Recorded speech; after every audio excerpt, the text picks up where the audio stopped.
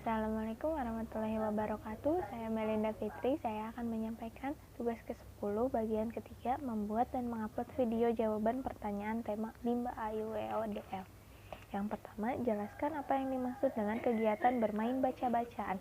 Kegiatan bermain baca-bacaan adalah membaca kembali modul anak yang sudah dikerjakan anak yang disimpan di dalam kotak permainan kata. Yang kedua, jelaskan kegiatan apa saja yang termasuk dalam kegiatan bermain baca-bacaan. Kegiatannya adalah mengerjakan modul, membaca buku cerita, membaca kembali modul yang sudah dikerjakan anak. Yang ketiga, apa tujuan kegiatan baca-bacaan? Yang pertama, agar anak senang dan semakin diulang, anak akan semakin tumbuh minat bacanya. Yang keempat, kapan kegiatan bermain baca-bacaan dilakukan oleh motivator? Ketika sedang dalam pembimbingan dalam kelas. Awal dimulai kelas pembimbingan setelah selesai mengerjakan modul.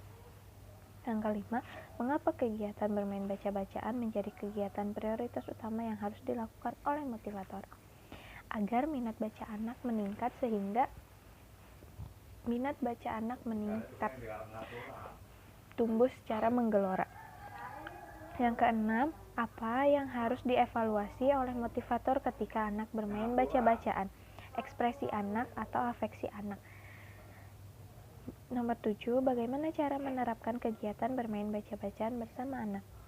Yang pertama, mengajak anak dengan antusias, membaca modul anak sesuai dengan kemampuan dan kemauan anak. Yang ketiga, tidak memaksakan anak.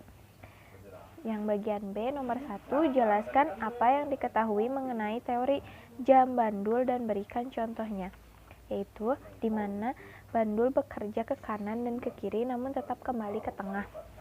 Di mana penerapan teori bandul adalah ketika bandul ke kanan dan ke kiri kegiatan selingan seperti berhitung, menulis, mewarnai, dan ketika bandul ke tengah adalah kegiatan inti di mana motivator mengarahkan anak banyak bermain baca-bacaan. Yang kedua, apa tujuan penerapan teori jam bandul?